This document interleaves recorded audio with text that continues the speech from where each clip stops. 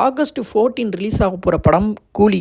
இந்த படம் தமிழில் 1000 கோடி அடைக்குமா அப்படின்னு ஒரு கேள்வி வரும்ல. அதுக்கு ஆன்சராக இப்போது ப்ரீ பிஸ்னஸே 600 கோடிக்கு மேலே வந்துருச்சு அப்படின்னு கேள்விப்பட்டோம். இதில் எஃப்எம்எஸில் மட்டுமே 90 கோடியும், ஆந்திரா தெலுங்கானாவில் 36 கோடி, ப்ளஸ் கர்நாடகாவில் 32 கோடி, கேரளா அந்த சுற்று வட்டாரம் எல்லாம் 16லேருந்து 20 கோடி.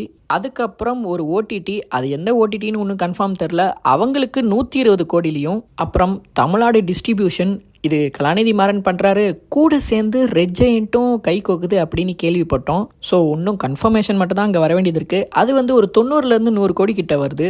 ஸோ சன் டிவியோட சேட்டலைட் ரைஸும் ஒரு 100 கோடி கிட்ட வருது.